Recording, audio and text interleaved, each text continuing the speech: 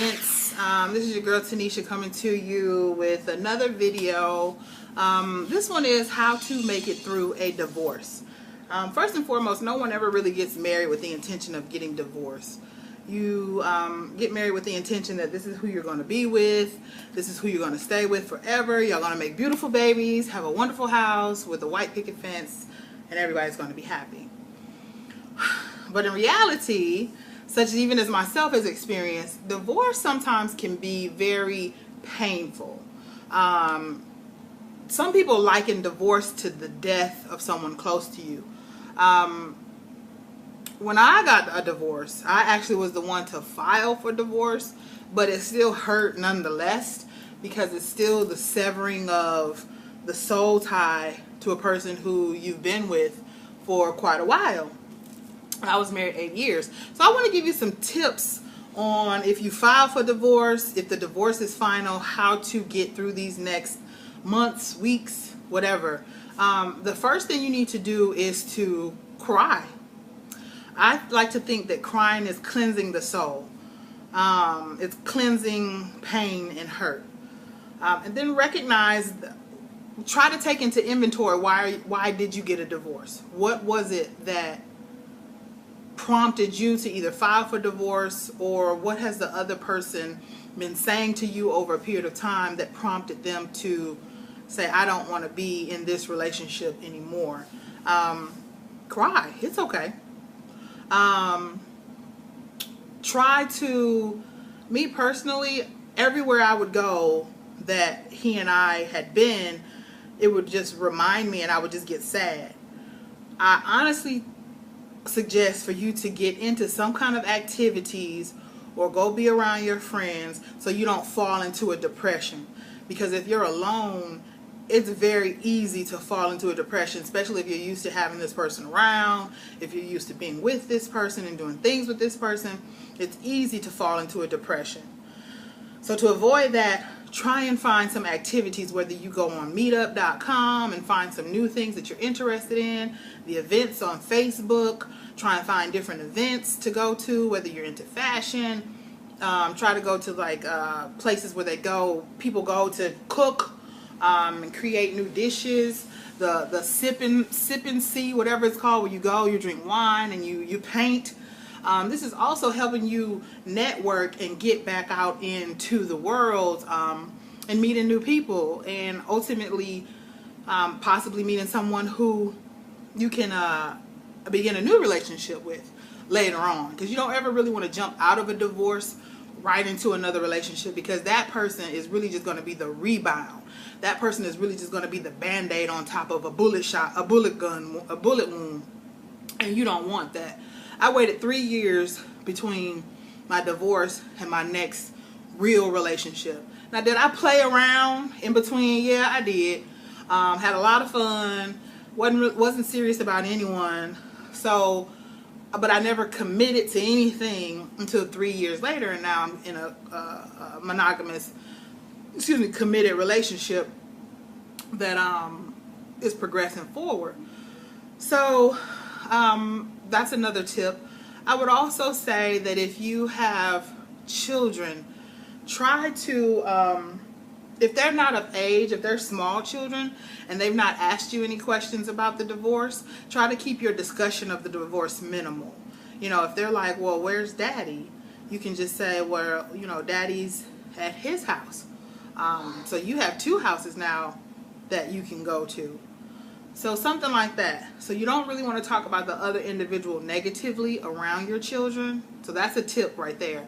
You never really want to talk negatively about the father to the child, because the child can't comprehend, and lots of times that backfires because you'll be talking so bad about the other parent, but all the while the child is just recognizing the fact that he or she is not there. That's all they really care about, because kids normally have unconditional love for their parents. So try to refrain from speaking negatively to your kids about anything that happened between you and your ex.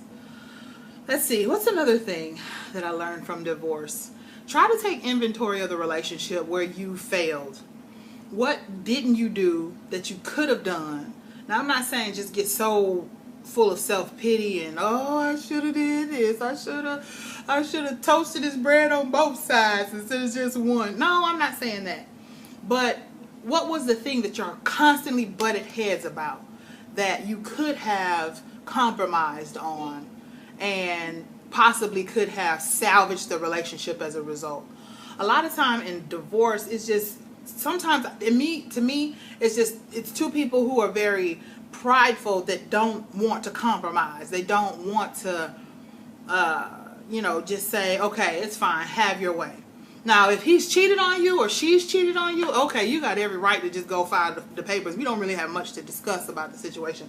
But if it's like what people call irreconcilable differences, I don't think in a marriage you have irreconcilable differences. Because it's like, one, y'all should have talked about a lot of stuff before you got married. But even in the instance that you haven't, what is it that's so irreconcilable?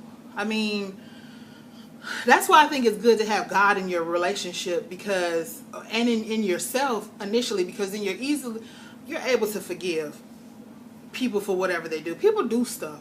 That's just what they do. They get on your nerves. They talk to you crazy. They do things that that are opposite what you expected. That's what people do. People lie. People do a lot of different things. So being able to forgive helps a lot. And now, am I saying be walked all over, be treated terribly, disrespected? I'm not saying that. You need to be loved. You need to be valued. You need to be cherished. Males and females. Because women, we have a duty too to cater, nurture to, love, cherish our men.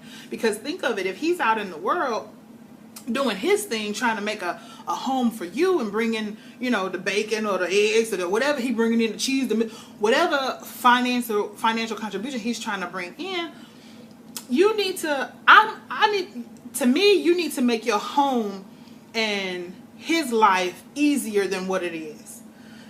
He has to go out in the world, be out in the world, doing everything out in the world. When he gets home, try to make it conducive. Make sure your house clean, make sure, you looking halfway decent. Sometimes I fall at that. Today I just happen to be looking good. But, some days back when I was married, whatever. What you see is what you got. And it probably wasn't much. So, it's just little tips like that can kind of prevent you from even getting to the level of divorce. But I just really want to see, because in the last few weeks, Amber Rose, Wiz Khalifa, the Neelys off the Food Network, who was another one that I just saw, couple that just got divorced, and it was a big one.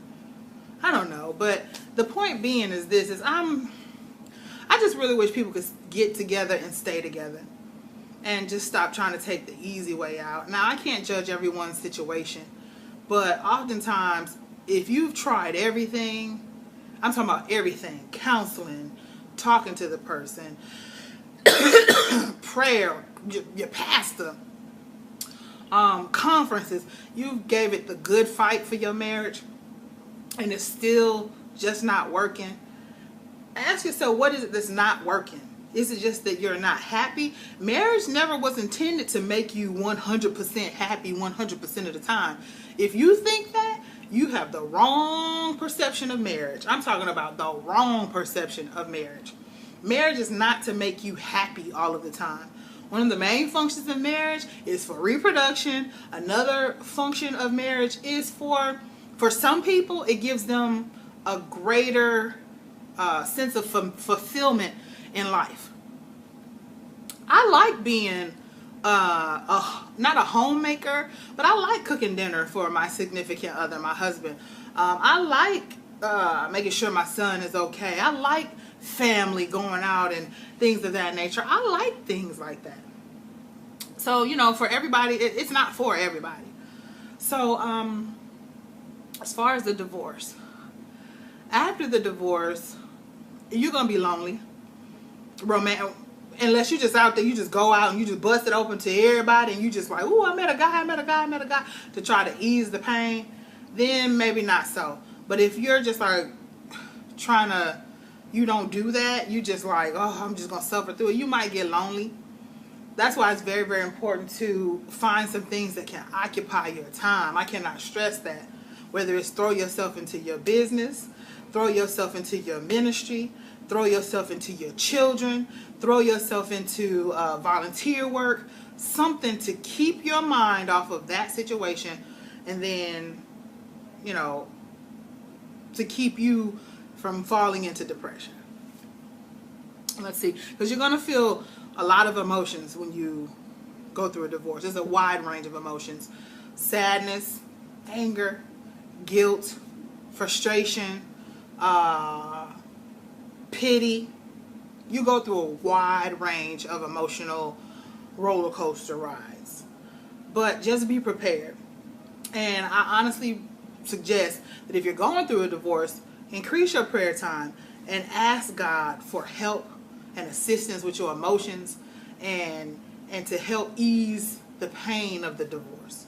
And He'll do it. He'll do it. He'll do it. And ask Him, if the divorce is final, ask Him to remove the residue of that relationship out of your spirit and out of your mind and out of your heart. And He'll do it. He'll cleanse you of it. And if you're wanting to get into another relationship, it's necessary in order for you to have a healthy relationship over there. So I hope this has been helpful to someone. If you have any questions or comments, you're more than welcome to put them down below. But these just have been some tips to kind of get your way through a divorce after the fact. But let's try to prevent the divorce. Let's try to compromise. Let's try to forgive. Let's try to love. Let's try to think about why we fell in love with that person. Let's try to focus on the positive versus the negative. Let's try to create the spark that may have died out. So once again, this has been your girl Tanisha, and I hope I've helped someone, at least one. And I'm giving you hugs from afar. And until next time, bye.